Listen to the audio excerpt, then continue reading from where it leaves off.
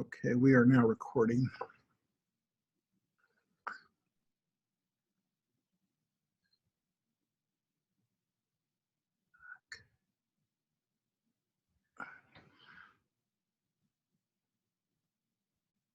Let's stop recording. Okay. Okay, I think we got everybody on or here. Let's just wait for Andrew, or sorry, for DJ to return, and then we're good to go. Katherine, thank you for joining us. My name is Jack Britton. I'm the director of the program, so it's quite a thrill to have you. Are you in the Bay Area? I am not. I am based in Washington, D.C., which is where the majority of Village Capital staff is, the ones that are based in America. And I am happy to be chatting with you all. Well, Katherine, thank you for joining today. For the cohort, maybe just a quick introduction in terms of my connection to Village Capital. So Village Capital was an early investor in True Clinic. I think it was prior to Katherine joining the organization. But what Village Capital is known for is early stage investment in fintech, health tech, agricultural tech. And Katherine, I feel like I'm missing one of the things that y'all are investing into these days. No worries there. So I believe the practices have shifted a little bit. So you're still largely right, but we would say that we invest and run programs in entrepreneurs that are working to support financial inclusion, Mm-hmm. the future of work in terms of access to employment, and then also sustainability, which now covers not only the agricultural aspects and sustainability in the world, but also our health and wellness. Great. So Village Capital is also partially underwritten by the Sorensen Foundation. So there's very strong ties here to Jim and to the Utah community. So we're very lucky and honored to have Katherine here today. And the primary focus for today's presentation is really about pitching to customers, investors, doing the elevator pitch all the way through due diligence pitching, and what the different audiences are looking for and what resonates with those particular audiences. So Katherine has prepared a short presentation that's really designed to be interactive today with the group. So what we want to do is first give Katherine the time and attention to explain to us in detail about Village Capital and then to run us through some different scenarios. And as we get to the natural stopping points of these scenarios, we want to make sure that that as the cohort, if you have any questions or looking for recommendations or suggestions, or even want to potentially try and run a pitch with her, that we're able to do that in real time. I think we're all interested in finishing up early, especially because Katherine's on the East Coast. So I do want to be expeditious with our time and questions. And if you do have any questions, just please raise your hand along the way, and we'll try to get to those as quickly as we can. Mm-hmm. So Katherine, with that, I will turn it over to you. Thank you. Like I said, I'm super excited to be here. Our CEO is actually headed to Salt Lake tomorrow, so a little bit of crossing paths. I wish I could be there because I would definitely enjoy the weather a lot better than over here. And this is, I believe, the second webinar or remote learning experience that I've done before, so I'm excited to give this a try, but I appreciate your patience in advance. And hopefully we can make this as interactive as possible. Yeah, you can meet Allie. Her name's Allie. I saw that in the comments pop up. But yeah, we have a remote team all over the globe. So hopefully I am adept at dealing with these Zoom conferencing sorts of situations. But again, bear with me in case we have any technical difficulties. But kind of to get started, hello, my name is Katherine Hurley, and I am an investment analyst with Village Capital. So right now, what I do is I work with entrepreneurs to assess their investment readiness rather than being an investment analyst that's kind of on the side of the fund. So working directly with entrepreneurs is what I do every day. Formerly, I was working at the Aspen Institute, which is a large nonprofit based in DC. And there I was working with later stage entrepreneurs. Like Justin said, at Village Capital, we work with really early stage companies. But I've also had experience working with late stage ventures and post IPO entrepreneurs, in addition to entrepreneurs who then became VCs. So I have a bit of breadth of experience there, but I'm excited to talk to you specifically about early stage companies because that's my new expertise. And then I'd love to chat about what Village Capital is, although Justin did a great job teeing it up for me. So Village Capital is a mission-driven firm that finds, trains, and invests in entrepreneurs solving real-world problems. And how I like to say is that we're really on the side of the entrepreneur because we know that entrepreneurs are often overlooked and underserved, especially if they don't look like or think like investors that are based in Silicon Valley or New York. So we're hoping to empower entrepreneurs with lived experience and problems that they're trying to face by helping them access entrepreneurial support organizations, capital networks, etc. And our experience so far in the 10 years that we've been working with entrepreneurs is we've worked with over 1,000 entrepreneurs, and ventures that have come through our programs raise 3 times more capital and earn 2.3 times more revenue. So I would hope that means we're doing something right. But I do have a couple caveats for this, which is that we're just speaking from my experience and Village Capital's experience in this regard. So every investor in every situation is going to be different. And if you have a question or experience that you feel like contradicts what I'm saying, I would love for you to bring it up and we can discuss as a group rather than just saying, oh, I don't know about that. I would love to have a productive conversation about it. But we're hoping to improve your pitch, help you understand what investors are looking for at different stages of the process and different scenarios, and understand what makes an investor nod their head and what makes them kind of go yikes that they wouldn't tell you, but is important for you to know. More caveats to this is that I don't have an MBA. I have an undergraduate education in liberal arts. So my experience is somewhat limited in the more technical side of like analyzing your cap table. I do know about it, but what I can also do is point you towards resources or different articles if you have a question, in addition to speaking from my own experience. So I would love to move on then to the general types of pitches that we're going to go through. Again, like every situation is unique, but this is a helpful way to frame it into 3 different buckets. First of all, your primary point of contact could be your elevator pitch. So you meet at a conference or someone's put you in touch with someone via email and you have, 1 minute and 30 seconds to get their attention and convey what they're looking for. Then if that goes well, hypothetically, you could move into a longer pitch, which we say is generally about 3 to 5 minutes, because that could be like also that you're on stage at a pitch competition. Giving you time for the pleasantries of talking about the weather, talking about how you got connected. Oh, it's so good to see you since blah, blah, blah. And leaving time for Q&A. And then if things are going really well, you may get to meet with a partner. And this is a longer meeting where they really want to get down to brass tacks. And it's going to be a lot more Q&A heavy. So less of a pitch, but still important for understanding what investors want to know during this process. So I'm curious, this is my audience participation question. What do you think are categories that are the most important for investors to hear about? What have you heard investors asking you? And then also, founding team, see that. Also, what are topics that you've seen in successful pitches that you think are really important to cover? So we got team, revenue team, market size, sustainability, product,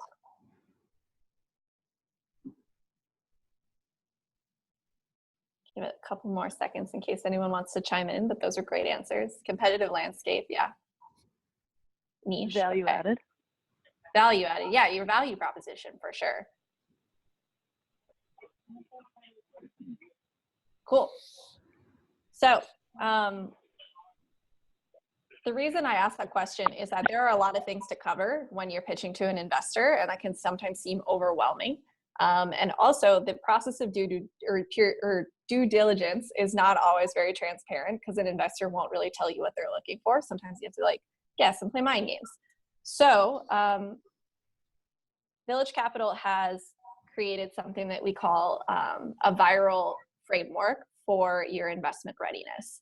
So these are the categories that we have determined from our 10 years working with investors are the most important to them. So like we said, we got team, value proposition, your market size, your product, but also most importantly is what problem are you trying to solve, setting that up from the beginning. And also, in addition to your revenue, how do you make money? How does that money or that business model scale? And then how does it inevitably turn into an investor exit? Because you always hear people are saying when do I get my money back? What's in this for the investor? But first we're gonna have an experience of putting on our investor hat, as I like to say, and I want to read you an article that was written by our founder, Ross Baird. So he said, put yourself in the shoes of a startup investor. Every day you review entrepreneurs, sort through a funnel, very wide at the top and very narrow below, with only a few investments coming out the bottom each year. Managing the top of the funnel is exhausting, and it can quickly lead to cognitive overload. You see thousands of great ideas, but you can't help everyone. So you start to rely on shortcuts. You seek out patterns to separate signal from noise, and you run out of creative ways to say no, so you end up falling back on uncreative ways. Love what you're doing, but you're too early stage. Come back when you've achieved product market fit. I just really love to see X function in your team built out a bit more. Now put yourself in the shoes of an entrepreneur. You built out an MVP and set up meetings with investors. You take dozens of meetings at coffee shops, bars, and well-lit offices, but keep hearing no. Not only that, you often leave with very little in the way of constructive feedback. You want to be able to share the news with investors you meet about your progress, and maybe you do share, but you don't know exactly what it would take for an investor to get to yes. This is all too common. Entrepreneurs and investors lack a common language to communicate what they're looking for. As a result, investors rely on shorthand, which makes the funding process really tough for both sides of the table. So again, this is a general framework to help in that process and make this a lot clearer. However, there are always areas to improve these categories. Like one aspect we've been looking at is specifically adding a category for impact, because that's really important to impact investors. But yeah, there's one thing that I'd like to just jump in and state for everybody in the cohort is that when you're talking to an investor, if you go back to Paul's presentation about the different types of investors, they want to know what the exit is. That's the only time that they make money is when there is an exit. They don't make money in financing your company. It's only when either your company gets acquired, it goes public, it gets merged in with another product. So the investors want to know what your strategy is towards getting them a payday. And that's incredibly important because fundamentally at the end of the day, all of these other categories that Katherine has up on the screen are all leading towards, does the investor think that at some point in the future you are going to have an exit? And if so, is that exit going to be profitable for both them and for you? Very well said. Yeah, that is definitely the last category, because it is something that everything else builds up into and is often the most important question that investors ask. And from my experience, one that entrepreneurs are not always set up to succeed in answering. So we'll cover kind of ways to tackle that and what people want to hear, what are things you should be thinking about right now, and what is going to make someone not excited about you if you have thoughts on that question. So moving along, and also feel free to jump in at any time. As I said, I am happy to answer questions. But yeah, like I said, we're trying to assess here, what do investors want to know at different stages? So you can make sure you're being efficient with the time you have with them and also not overload them, because like we said, this is a huge funnel, and that can really cause attention issues and remembering exactly who you are and what you do and why it's important. And we also want to know what's a good sign that investors say, okay, I like the sound of that, and then what's a red flag? Because like we said, you don't often get a lot of feedback back in this process. So that's our goal, is to assess what you should improve on. So for your 90-second introduction, or kind of your elevator pitch, there are 4 blocks that I want to focus on out of the 8. So for a 90-second pitch, you can start off with just assessing if you fit this VC's investment thesis. Like, that is the top of the funnel, is if you even apply, why should they be interested potentially, is what you should focus on. So first of all, selling or explaining what you sell and to who, because, say you're a B2C company and this VC only does B2B SaaS, you're not going to apply. So getting that out of the way first, and who your customer is, because then that leads into what is your customer's pain point. So that's the problem and the vision. What's this serious issue that is happening in society today that is not being properly addressed by current solutions? So then you get into your solution and how it's different from existing things. That's your value proposition. You say, we address our customer's pain point by providing this product and service, and it's different from the others because of your differentiator.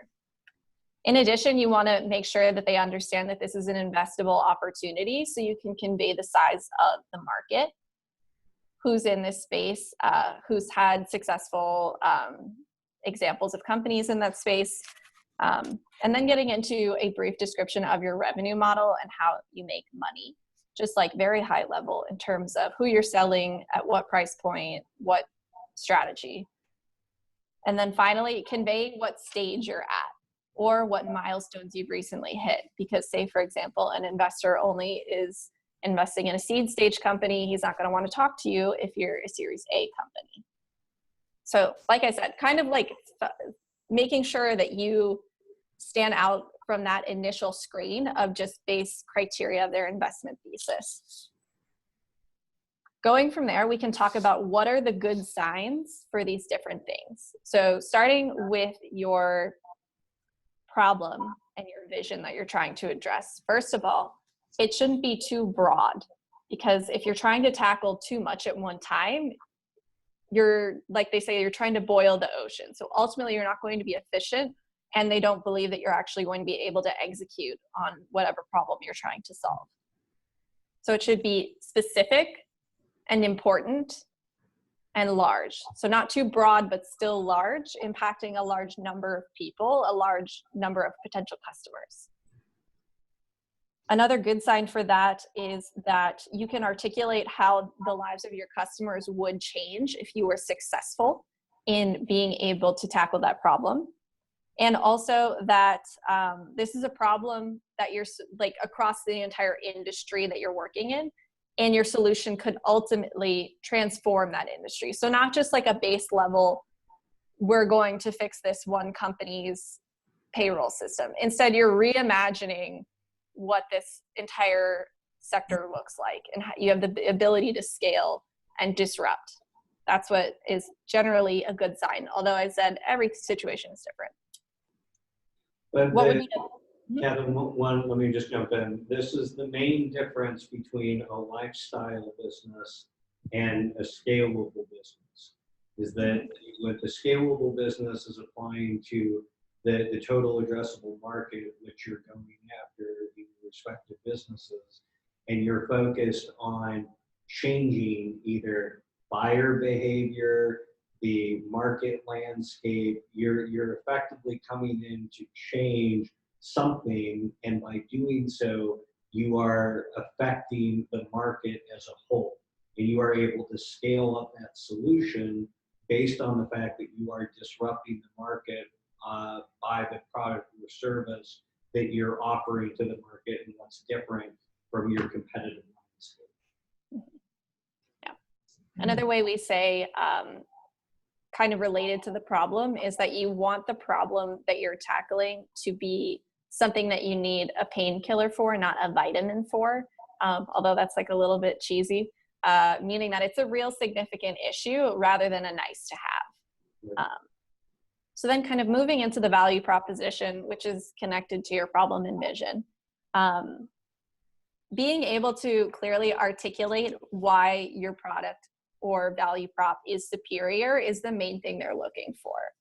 And then also getting further into the fact that you've received customer feedback, if you're at that stage, that it is better than the alternatives out there.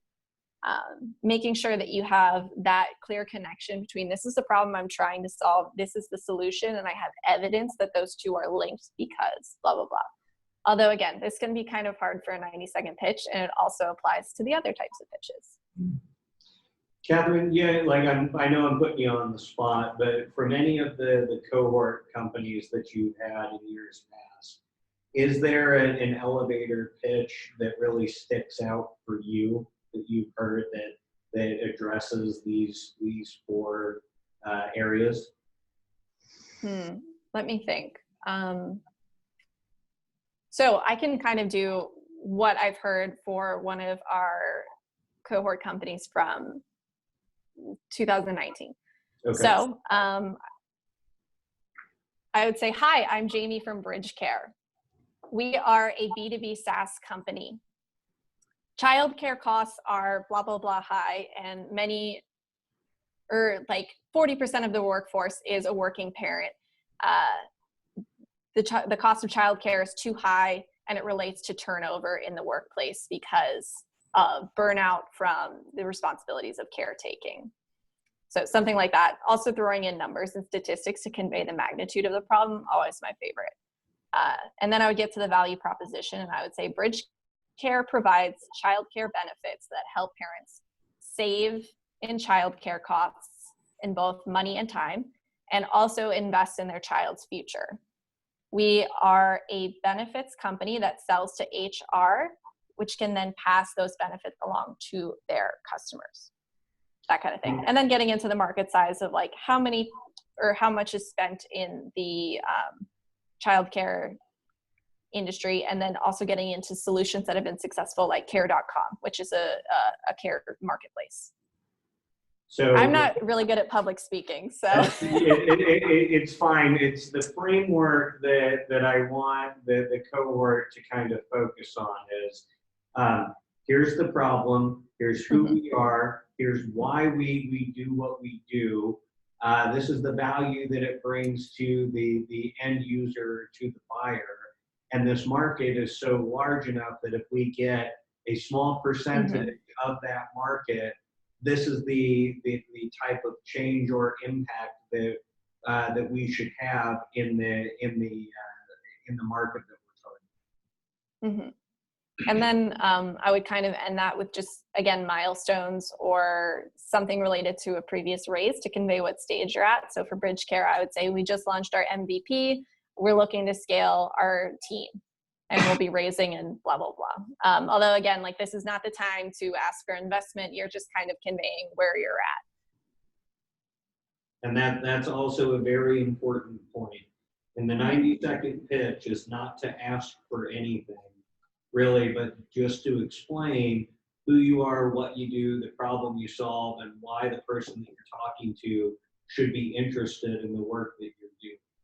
And if they are interested, we all know that the goal of this meeting is to get to the next meeting, which is where we're going to have a more in-depth discussion around the product market fit, the problem, and the solution and how it scales in that particular.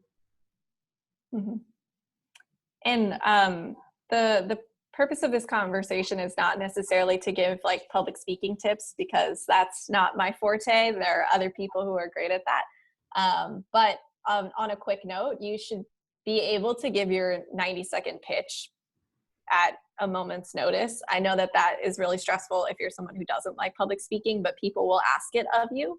Say you're at an event and they're going to say, okay, all the founders, you're going to get up on stage and give your pitch, because they expect that you're able to do that. So being able to have this rehearsed is really, really key. So then moving on. Well, first of all, sorry, let me say, are there any questions on 90-second pitches? Or anything that you want to talk about related to that? If anybody has any comments or questions, please just put it in that or type it into the chat box.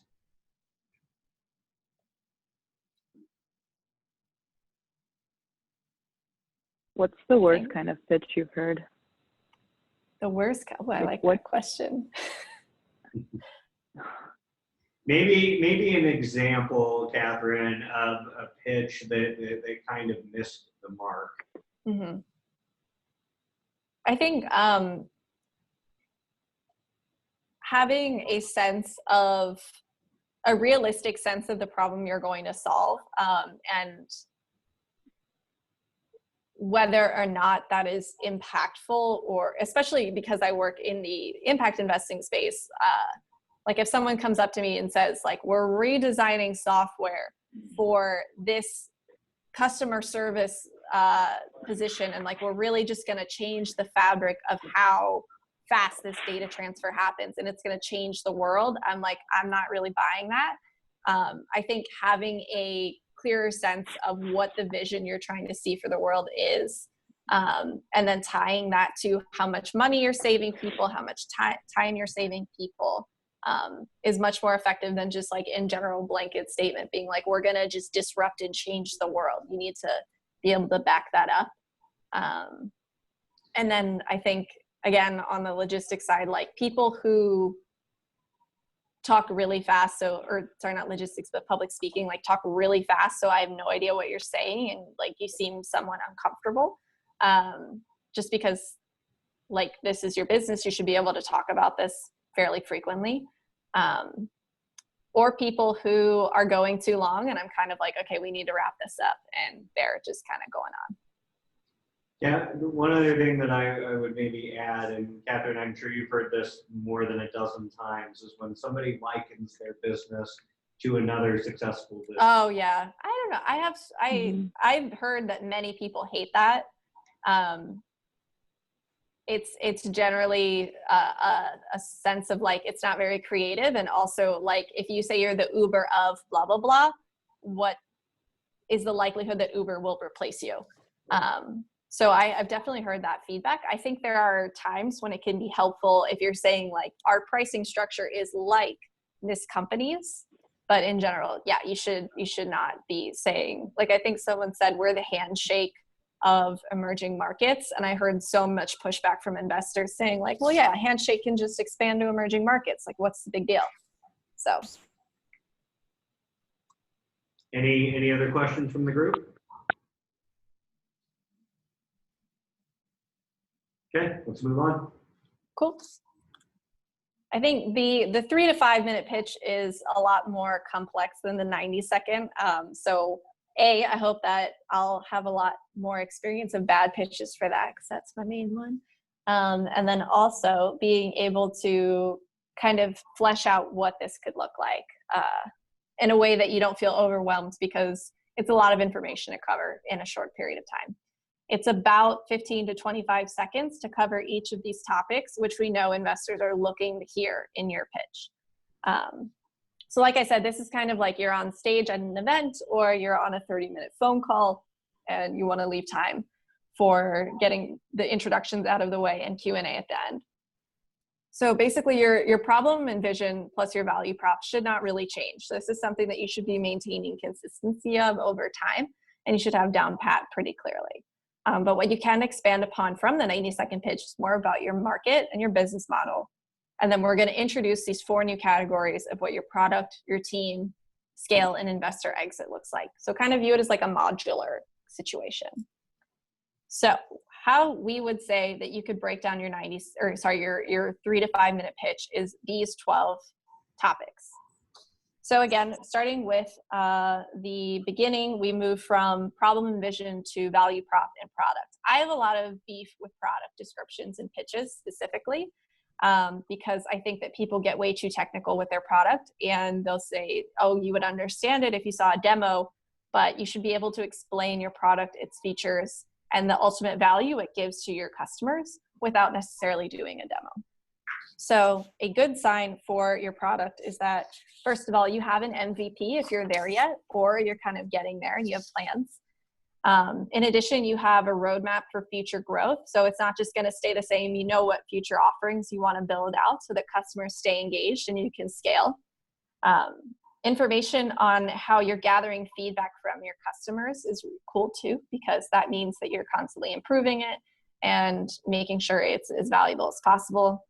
And then in addition, understanding what proprietary software or patents you have so that you can explain how defensible your product is, because why wouldn't a larger player just copy you and take over your market share?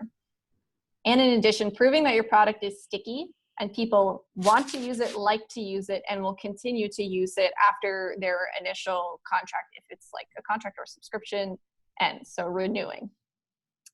Bad signs for product would be that there are a lot of patent or regulatory issues that you're not aware of, and how are you going to deal with them, and a lack of defensibility.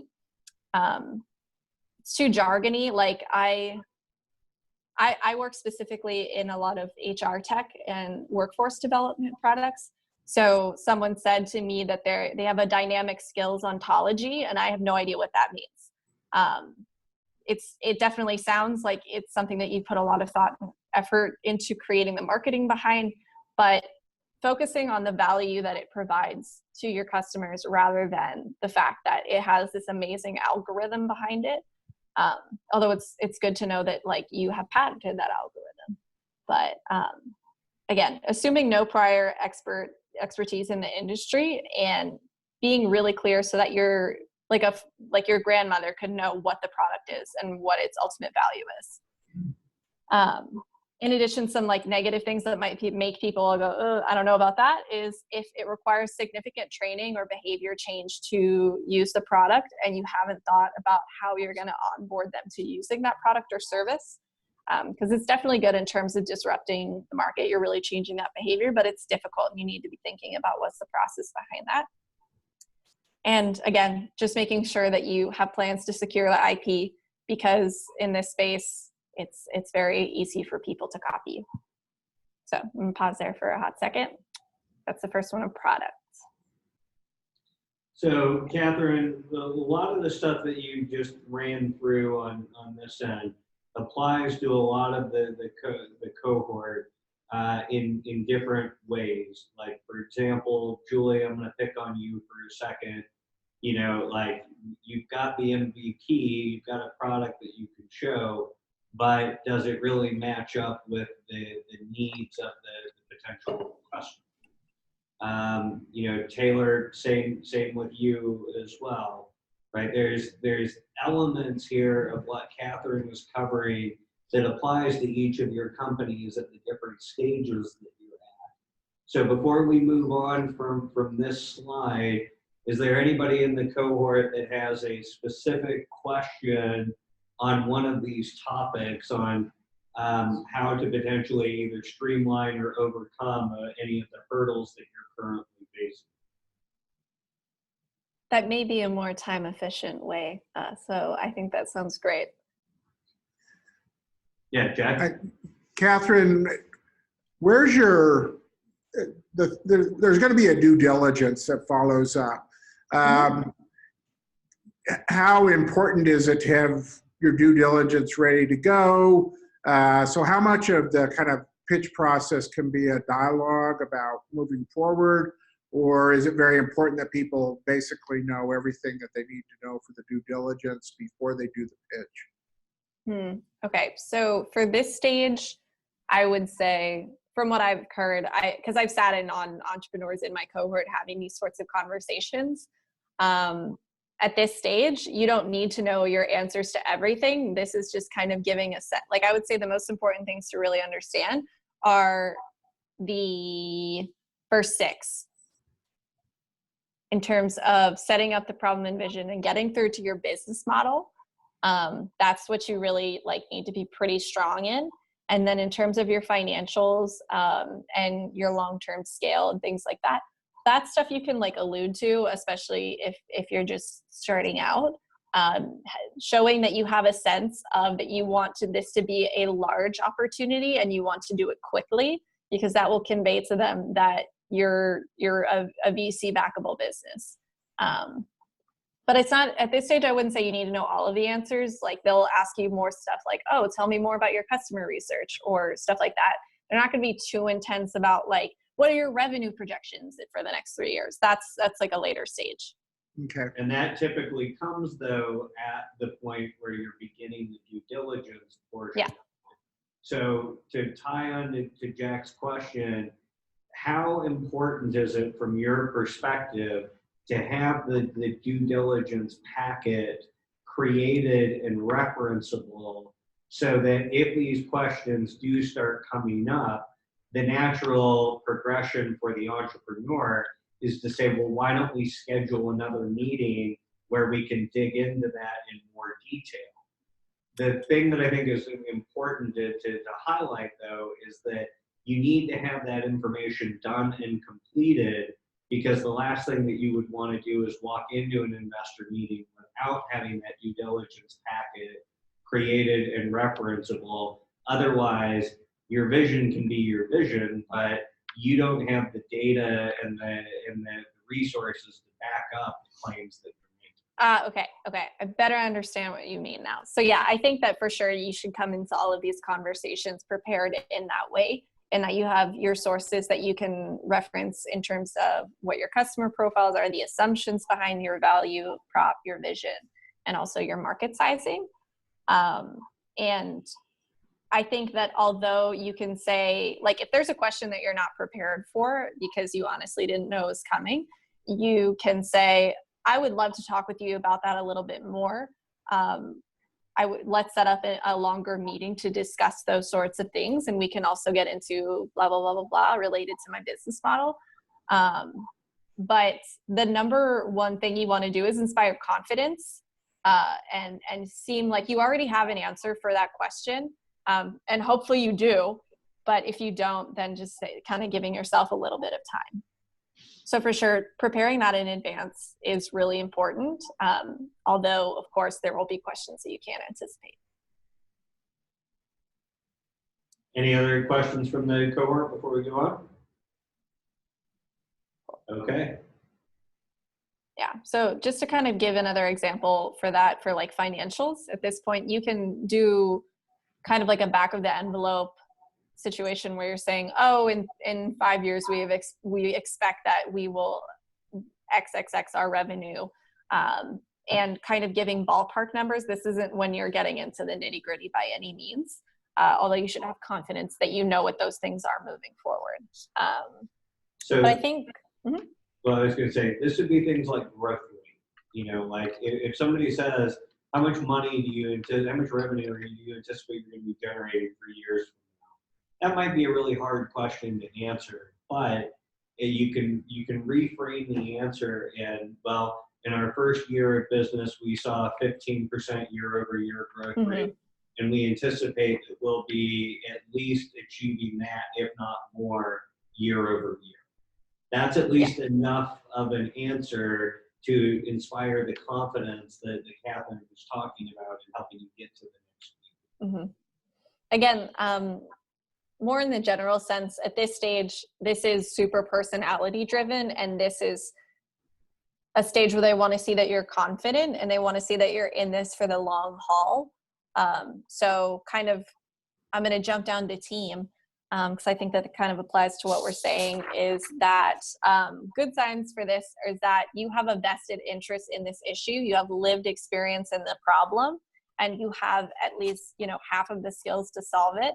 But on the other hand, a bad sign could be that you have a strange dynamic with your co-founder, because that would ultimately mean there's a risk that you would decide to quit the business, and ultimately they're not going to get their return in the end.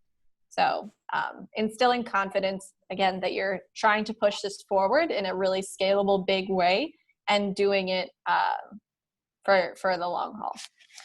So I'm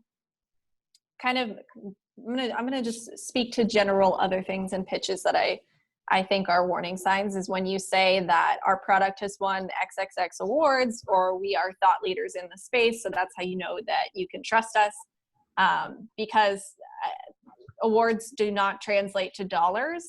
And if you are out there in the field giving all of these conference lectures and things like that, that means that you're probably not at home building your business, or in the office building your business.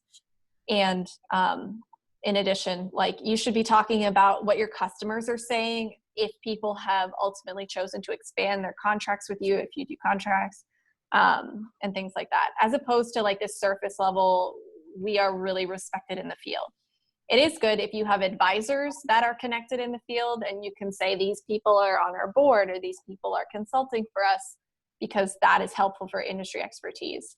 But you should be, you know, focusing on making money and growing your business instead of those things. So other things, I want to talk specifically about market sizing, because I love market sizing. You may have heard this before, but the market directly correlates to if VCs think that they can really make money off of this. So most VCs are looking for $1 billion market opportunity. So what that means is they believe your total addressable market, aka all of the money that's being spent in that sub-vertical or something like that in the world, is over $1 billion. So like for me, that looks like, what does data analytics in terms of workforce capacity look like on a global level? And then you can drill down and say, over the next 5 years, we expect we'll capture this % of that market. Because like, obviously you're not going to get the whole market. There's competition in the space. So you can say, we believe we'll get 3% in 5 years because this other startup got 1% over the course of 1 year. And being really thoughtful about how you get to these numbers of what the market looks like shows that you're being thoughtful, as opposed to just throwing up a big number and hoping that it impresses them. So if they ask you questions about how do you get to that number, how many customers do you anticipate are in this space, et cetera, you should be able to answer those questions. So Katherine, tell me if you think this would be a red flag.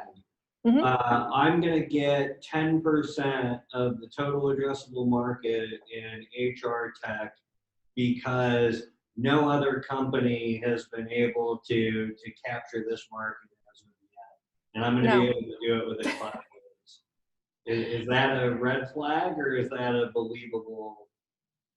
That's a red flag to me. I'm also on the more conservative side. Like, I think that it's important to convey your aspirations and, again, think big, but you need to do so in a realistic way. So I'd say 10% of the market is far too much. And also that kind of ties into my other pet peeve for pitching, which is when people say there is no competition in this space, or we're the only person doing that, because it's just factually not true. Even if you're a category creator and you're really on the front of something new, you should be at least comparing yourself to what is the closest adjacent thing that's taking up your customers' income or, you know, their spending. So I would say you need to really be able to back that kind of stuff up and shoot high, but not quite that high. Cool.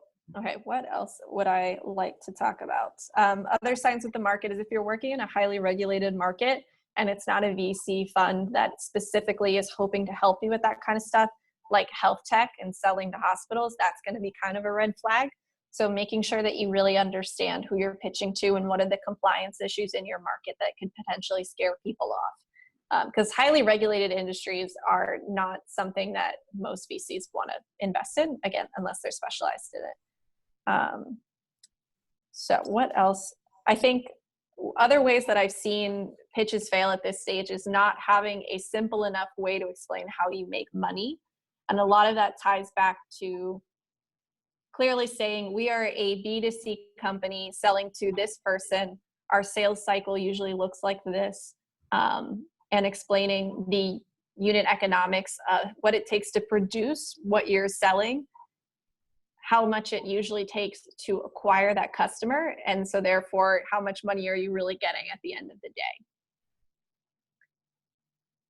So I would really dig into unit economics. That's everyone's favorite thing in this field because that directly ties to how much money you're going to make at scale. The cohort's getting waterboarded with all kinds of unit economics. Yay! Right now to make sure that cost of goods sold as well as making sure that they understand profitability for the product and service comes into play very early on in their model. Okay, that's good. I have not seen a lot of people with a strong understanding of that. So that will really set you up for success if you're able to clearly articulate those things. And again, that directly relates to the important aspects of scale and any investment opportunity, because you convey how you're able to create these economies of scale in your company. And, you know, as you expand to different customer segments, this will be a huge revenue opportunity. Oop, moving. Okay. So any questions on the 3 to 5 minute pitch? Because that's a lot of information to cover. And if you want me to go back to anything, I'm happy to. Or we can move on. Let's give it a second. Anybody have any questions?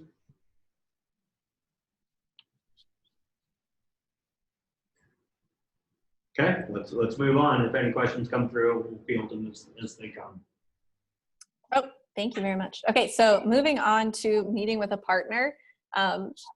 This is a kind of broader generalization, but this is when due diligence is really kicking in, and they want to get down to brass tacks about how you're making money, how that money is going to scale and, you know, be a big opportunity for them, and what's their ultimate exit.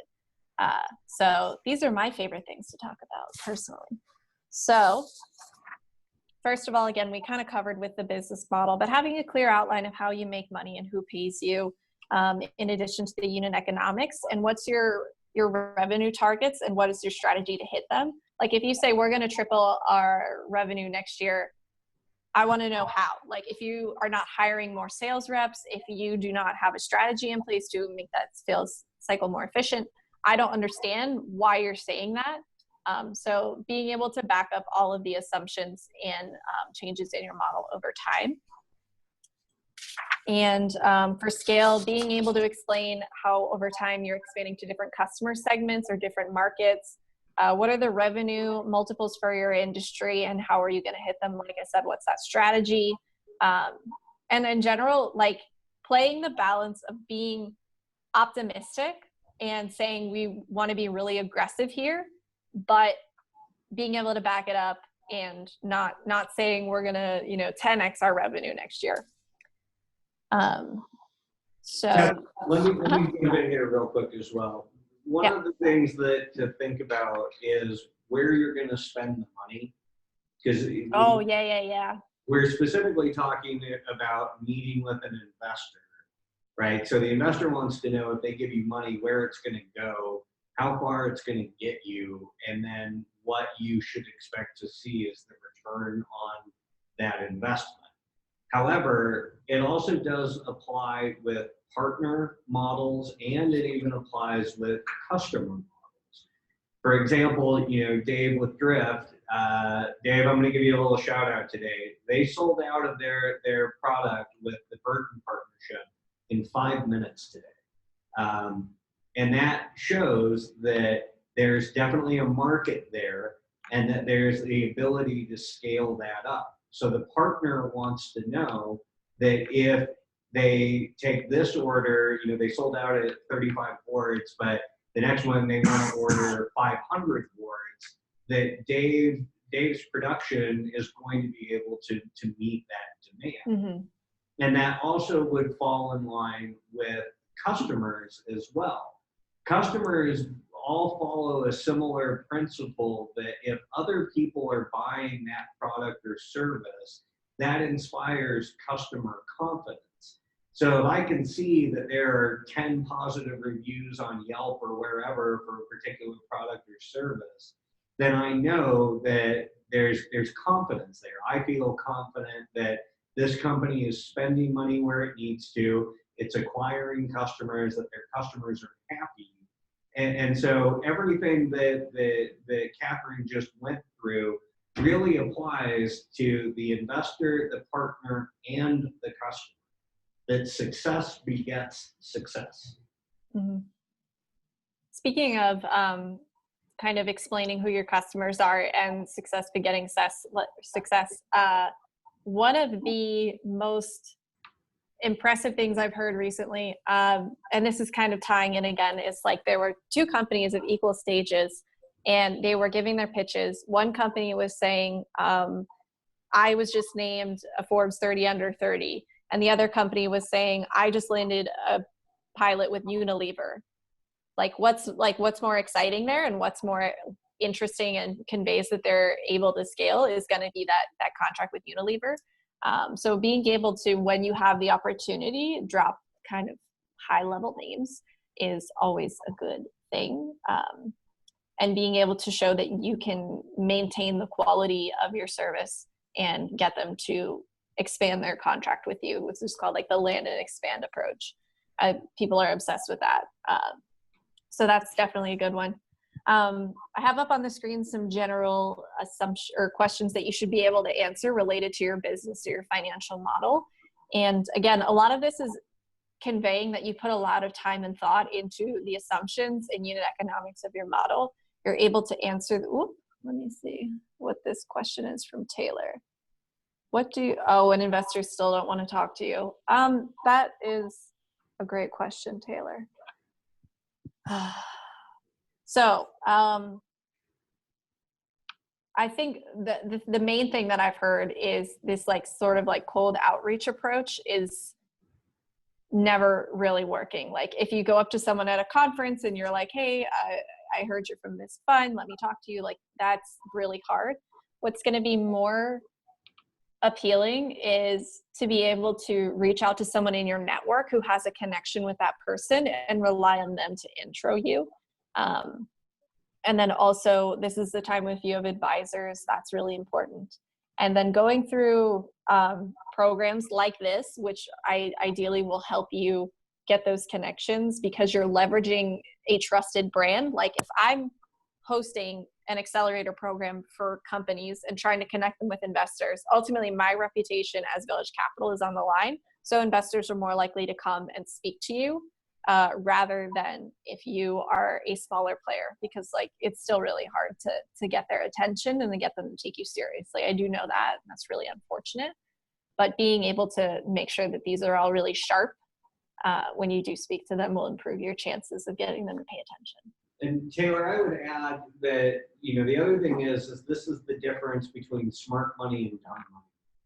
That if you're talking to a fintech investor, as an example, they don't know anything about ed tech. And so you're trying to make a round peg fit in a square hole.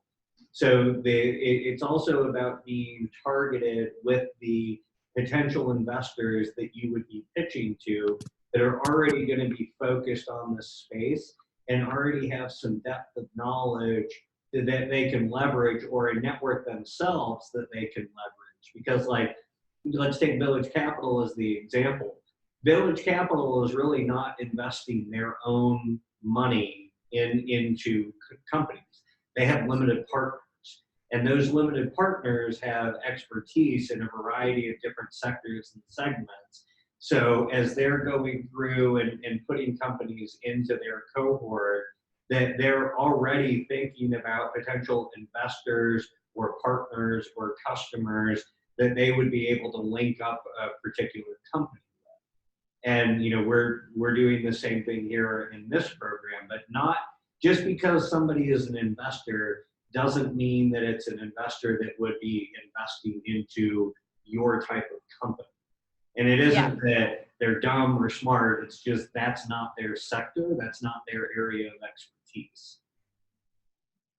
Mm-hmm. Yeah. So kind of an example of that, of like getting people to talk to you, is I'm doing this research for a foundation that's interested in entrepreneurs that are working to build products and services for older adults, like over 65, rather than the common stuff for millennials. And they've said that most VCs will not really speak to them, and they've been having these huge issues with fundraising. But what I'm able to do is provide them with a list of the 15 or so VCs that are specifically working in that space of med tech startups or lifestyle startups that are for older adults. So like being really targeted with your research is going to help you not waste your own time, in addition to not wasting the investor's time. making sure you fit within that thesis before you're kind of even talking to them.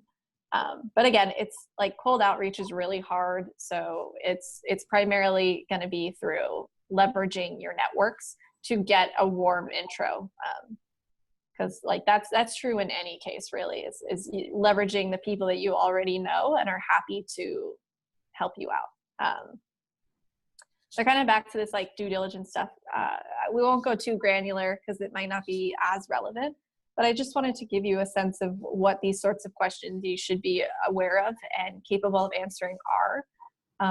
And always be benchmarking this against what are successful companies in your industry. That sort of information is usually online, or at least one example, especially if it's a public company.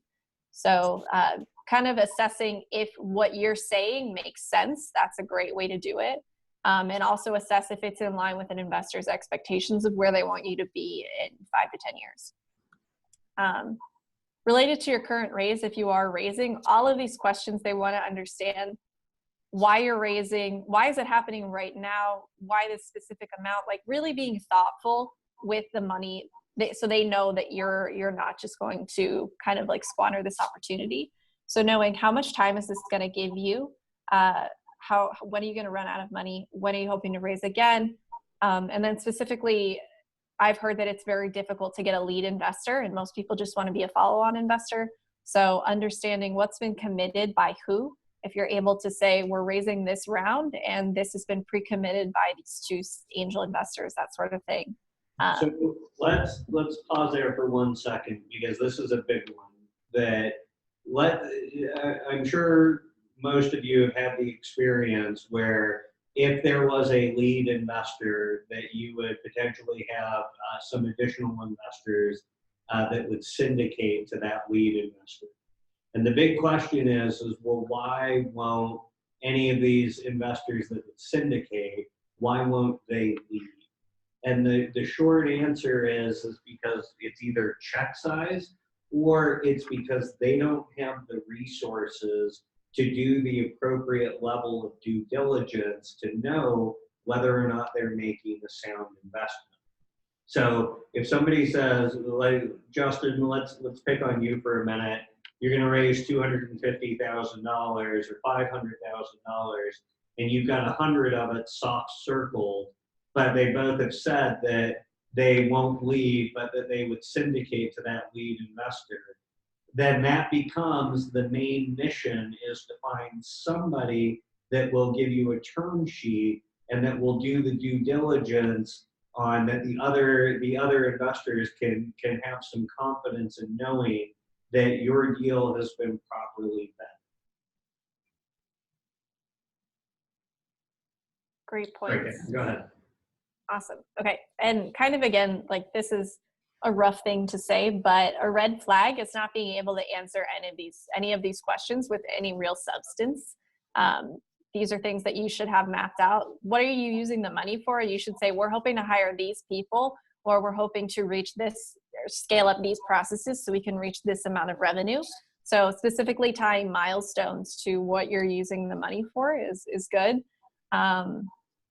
Again, knowing what type of capital you're trying to raise and what specific amount is going to be related to their ability to write that size of check or go in on those terms.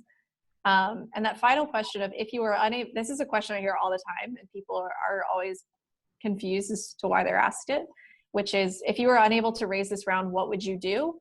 And at that point, people want to hear that you have a plan in action and you're resourceful. So even with no money, this business would not fail. What would you do, even if that meant you had to like lay someone off, if you had to scale back on certain initiatives you were hoping for, you're not actually going to release this next iteration of the product, because that again conveys to them that this is a company that's in it for the long haul, and the entrepreneur is in it for the long haul, and it's more likely that the investor will be able to exit or get their return on their investment. So, and then kind of the final one related to investor exit is I said that a good sign in the first place is that you know what an investor exit is and why it's important. Which Justin talked about in the beginning. It's how they get their money. They don't get money from anything else in this process. And if you do more information on how VCs make money in the first place, I think that will set you up for success in these conversations. But ultimately, they want to know stuff about who's on your cap table, how many more rounds will you raise, because they want to make sure that their equity isn't too diluted and they're gonna get enough money. And then one specific thing that I want to say about your cap table is signs of, or a red flag for your cap table would be going through too many accelerator programs that are taking equity in your company. So if you go through Techstars and then you go through I guess it would go the other way around. If you go through Y Combinator and then Techstars and then another one, that's not going to look very good to investors. I hear that so many times. And then in addition, related again to the exit, is who's shown interest in acquiring you potentially, or what could that look like if a larger player in the space was hoping to buy you for your team or your technology. And if you're interested in being a standalone business, what really is that path to IPO? How long is that going to take? How many more rounds are you going to raise? And being realistic about the timeline there. Now, there's one thing that's not on this slide that applies to the lifestyle businesses in the cohort. And this alludes back to a topic that Paul gave in one of his earlier presentations, which is just that is the type of capital that you're seeking the type of capital that is going to match with the type of business that you're operating. If you're operating a lifestyle business that doesn't have a goal of either being acquired or marching down the warpath of getting to $100 million so it can go $100 million in annual recurring revenue so it can go public, you run into a situation where the investors are not going to be interested because they're going to view you as a lifestyle business. There's no real growth or exit opportunity for them. So you need to be careful about when you're pitching to an investor, does your exit strategy or does your business strategy match up with the investor's business strategy? Something I've seen quite a bit is that the reason why investors don't invest into companies is because the entrepreneur's idea for a successful business doesn't match with the investor's idea of a successful business. For sure. Yeah, I think that's the most important one, especially for a first-time founder where you may not understand those expectations. Again, those interviews I've been doing with entrepreneurs that are working in the space of older adults is they're like, oh, well, if I'm creating a solution for older adults, I want to grow slow and I don't want to have a lot of technology behind it. So that makes it, something that they want to use. But that means that their company is not able to scale at the rate that venture capital traditionally requires. And that's not a bad thing. That's just something that you need to know before you're getting into these conversations, because you're going to face a lot of rejection and unclear expectations. And they're not going to tell you why they're not interested. They're just not going to email you back. So if your company is not something that an investor can get a 10x return on, if it's not $1 billion market opportunity, if your revenue benchmarks aren't 3x or whatever the standard for your industry is, there are other opportunities for you to go after funding that isn't necessarily this route. So I do not have a ton of expertise in that area, but I can say that not every business has to raise VC money. There are plenty of other options out there. And that's kind of it. That's all I kind of had.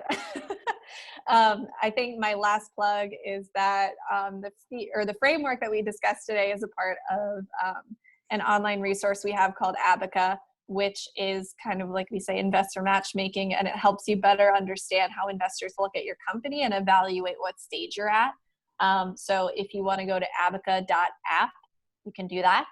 And if you are working in the future of workspace or financial inclusion, or if you know anyone who is, we will be opening applications for our programs that will help companies get access to the training and resources that they need. Those will be opening in March, so you should feel free to reach out to me. But otherwise, I'm happy to answer any questions or just generally chat about bad pitches, or we can call it a night, whatever you all prefer. Catherine, I'd love for you to send your presentation along so I can send it out to the cohort. There was a question earlier from one of the companies in the cohort. You said Allie is coming here tomorrow. Yeah. Is Allie going to be up on campus, or is there an opportunity potentially to have her meet some of the companies? I can definitely ask. I know she's going to be there for the Sorensen event, which I cannot remember the exact name of, but I'm unsure of her schedule, but I can definitely say, hey, we were chatting. Do you have like a couple minutes to spare? Okay. If that's possible, shoot me an email, and then I can take it from there. Cool. Yeah, the Sorensen Summit is in the building where we're located. Yeah. So we'll be that's so around. They're convenient. here. Yeah, they're setting up for it today. So there's people all over the place setting up booths and scaffolding and all sorts of things. Mm-hmm. Oh, I'm so jealous. I wish I could be there. So for the cohort, are there any questions or scenarios that you would like to run by Katherine?